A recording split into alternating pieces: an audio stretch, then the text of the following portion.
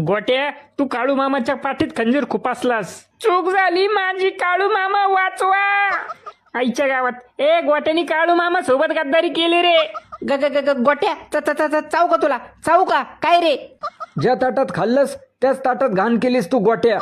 Opposition वाल्यांना खबरा देत होता काय?